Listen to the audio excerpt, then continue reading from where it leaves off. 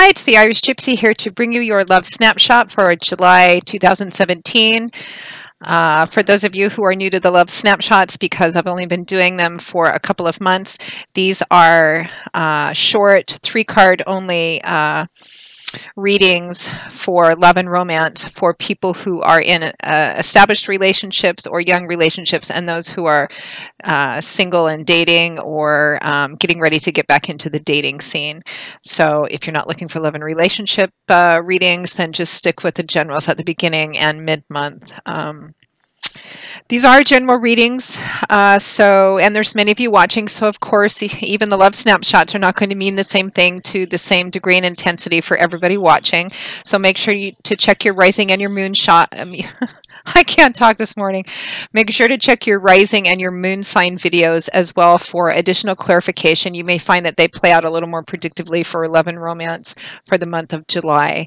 Always thank you for your likes, shares, subscribes, all your feedback and comments, and thank you to those of you who continue to reach out for personal one-on-one readings. Always an honor and a pleasure. If any of you are interested in personal reading with me and you haven't read with me before, you can click on that about or description button on my YouTube channel's homepage. For a little more information, my email address, you can email me directly at Maggie1McGuire@gmail.com. Current turnaround time for readings is anywhere from a few days upwards of 2 weeks. Since I do readings full-time 6 days a week, I'm usually able to get back with you pretty quickly. Almost always set up a reading within 2 weeks. All right, moving right along, let's get into this. This reading is for the Earth sign of Capricorn. For July 2017, Love Snapshot, 3 cards for Capricorn. What does the path of love and romance have in store for those attached and those wanting to be attached? Capricorn, Love Snapshot, July 2017. Okay, Capricorn, we have the 9 of Swords. I don't like that card for you. Followed by the Empress and the 6 of Swords. Well, that is much better. Okay, so the 9 of Swords. Swords is air energy. This suit in the tarot is all about what goes on up in our heads, mental, cerebral, intellectual energy. It's about our belief systems and our perspectives, perceptions, how we look at things, our words and our ideas, and how that affects how we communicate with people and how it drives our communication. So the 9 of Swords represents a lot of stress, anxiety, and worry because we don't go higher than the 10. So the 9 represents stress, anxiety, worry, staying up late at night, thoughts going around and around in your head, just kind of like a dog chasing its own tail. But the energy of the 9 of Swords is somewhat illusionary, meaning that even though the source of your concern, your stress, your anxiety may be valid, but the 9 of Swords represents that it's built up too much in your head more than the actual reality of the situation actually calls for. This is a card of sometimes making a mountain out of a molehill, or turning something which is a small concern and thinking about it and chewing on it and focusing on it so obsessively that it becomes much bigger and worse in your mind than actually is. And to the extent that you may miss an answer or a solution or an important bit of insight which might be right in front of you because you're only focused on the negativity, the source of your worries, which is represented in this little owl here sitting on the windowsill. Everything on a tarot card is symbolic. I mean, you could spend hours and hours just on one tarot card, but of course we don't have time to do that, and especially not in a general reading. But owls are one of those universal symbols of wisdom, insight, clarity. So the fact that it's very close to her represents perhaps some insight, a solution, a bit of clarity that she might need that could help ease her worry or provide an answer to the situation. She's not noticing it. Why? Because she's completely solely focused only on the negativity of the situation, only on stressing about it, seeing what's wrong rather than looking for a solution or considering other outlets. So be vigilant against that energy. The Empress represents new beginnings. It can represent fertility too, and this could be literal fertility. So some of you may be conceiving or giving birth this month, or be at a higher potential for conceiving this month. So for those of you who are looking to add to your families, that this would be a good time to do it. And for those of you not looking to add to your family or begin a family, well, forewarned is forearmed. We know how to prevent that nowadays. The Empress can also, and fertility represents new beginnings. It's time to plant seeds to start to manifest something new. It's not a card of completion. The Empress is about the beginning, that the time is right to plant seeds, which hold a lot of potential. And if they're nurtured and taken care of, they can grow and manifest into something beautiful. The Empress is also, she's the traditional Earth Mother of the Tarot, so she can represent a mother or a maternal figure. Your mom or maternal figure may be playing a significant role in your path of love and romance. Maybe she's trying to fix you up, or maybe she's introducing you to somebody, or maybe she's just interfering, particularly if you're single. When are you going to get married? It really depends. And then we have the Six of Swords, some more air energy here. This is a card of peace, restoration, and healing. I like this card. If you could see the water behind the boat, it would be choppy, wavy, and turbulent. It's about moving away from a chaotic or unstable or challenging, painful period of your life into a time that's more stable, peaceful, healing. It's transitional, meaning that the worst is behind you. You're not quite yet to the other shore where everything's settled and in its place, but you're moving towards that peace, restoration, healing. So what does this actually mean? For those of you, I'm actually going to look at the next card. The Star, which is another card of healing. It's renewed hope and faith after something happening or being ill for a long time. It's also peace, restoration, and healing, and having faith in that. So for those of you who are in committed relationships, whether they're a long established relationships or you haven't been together for very long, but you do have a commitment to each other, I do see some level of stress, anxiety, worry. It looks like, I mean, the story's going to split a few different ways because there's so many of you watching. It's going to mean different things.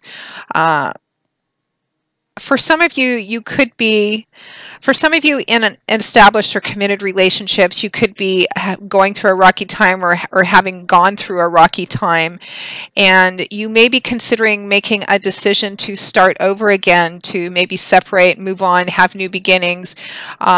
Could even be divorce. It could represent that for some of you in committed relationships, the new beginning, the moving away, you may be considering. Maybe the two of you as a couple are moving through and away from a challenging or difficult time together. Some of you may be even considering making a literal move, maybe to get away, or you're moving to a place that maybe is literally physically moving to a new place as well, or considering doing that, and there's a lot of stress around this new move. You may be considering starting something new. Perhaps you and your partner are considering starting something new that you have. There's some stress, anxiety, and worry about being able to have a new beginning, being able to start over new, or how to do that, and really wanting to move into a healing period of time. Now, the specifics of how that manifests for you couples is going to be different. Some of you, it's going to be literal moving. Some of you, it's going to be making decisions about the relationship itself. But I really feel overall that the energy is, especially with that next card being the Star card, having hope and faith in the, I feel like it's actually geared toward peace, restoration, and healing. So if there's any chance, if you've been going through a rocky time in your relationship, this is a strong indication that there's actually a good chance for the two of you still to heal and continue on together, but healing together as well. For those of you for whom this is a bit more, less emotionally dramatic than that, and it's more about a physical move or a new beginning of some kind, or the two of you together are moving away from some kind of difficult or challenging time in your life. Again, have hope and faith, because I do see this playing out well for you. In terms of those of you that are single and dating and looking, or single and thinking about getting back, re-entering the dating scene again, I see, a lot of stress, anxiety, worry. I feel like for a lot of you, it's about when am I going to find my prince or princess? When is this going to happen? I feel like for some of you, I'm getting that. For some of you who are single and are just getting back into the dating scene, or have been alone and not dating for a while, and you're considering getting back, you're feeling like maybe you're ready to kind of enter that again, that there's fears and concerns about maybe repeating past mistakes or having or having a fear that just having a fear moving forward that the future is going to resemble the past. Let go of that. This energy of the Nine of Swords is mostly illusionary. It's not as big and bad as you're making it out to be in your head, so consider that moving forward.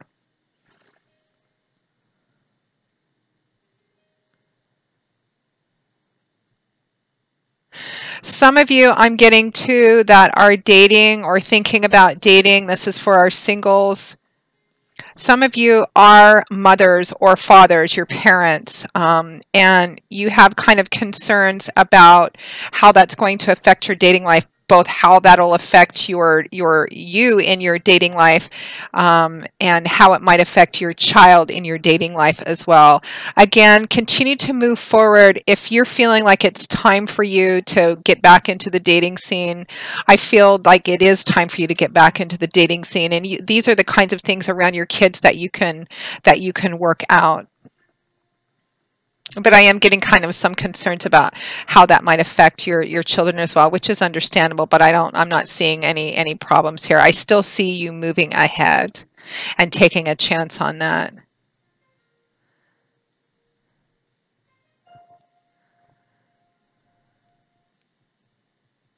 I'm also feeling like I'm getting actually some advice energy here that some of you who are dating and have been having maybe some frustrating experiences in your dating life, I feel like you may want to consider changing something about your dating patterns. Maybe look at dating a different type of man or woman. Maybe if you tend to look for people in specific places, maybe you may want to try and look in a different place or in a different way. There's lots of venues for meeting people out there today.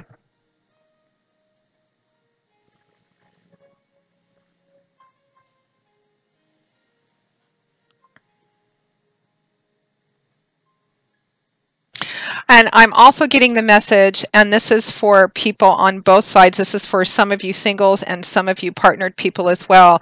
I do feel quite a literal pregnancy. Some of you may be conceiving or finding out that you're pregnant in the month of July, and there's some stress and worry about that, particularly those of you who are dating, because what's that actually going to mean if you're not in a committed relationship with someone?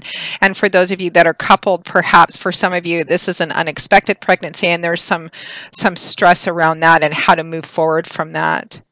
I do overall get the sense of moving forward and moving forward in faith. For those of you who are partnered and considering making a decision to separate from your partner, if it's completely a bad, unhealthy relationship, not good for you, and you know this, follow your intuition and do what's right for you. But for those of you who are in an uncertain place or unsure, I do feel kind of a strong compulsion about there being opportunities for healing together as a couple and moving forward, unless this is a really unhealthy or abusive relationship, of course, in which case you need to take a hike, split, do your thing. So follow your intuition. So Capricorn, that pretty much wraps up your love snapshot for the month of July 2017. It's only meant to be just a glimpse of potentially what lies ahead on the path of love and romance for you for the month of July.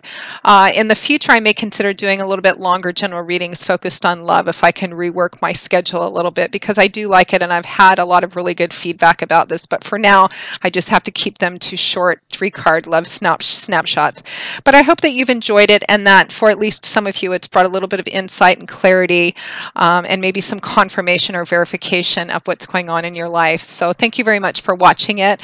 I will see you all again within about a week for the mid-month general readings, which I will be putting out a little early prior to traveling. And again, if any of you are interested in a personal one-on-one reading with me, feel free to email me directly at Maggie1McGuire@gmail.com. I would be most happy to work with you. I do a variety of different types of readings, year overviews, love and romance, general readings, career work and finance, gift readings, channeled messages, and so on. You can also find my email address if you click on the About or Description button on my YouTube channel's homepage.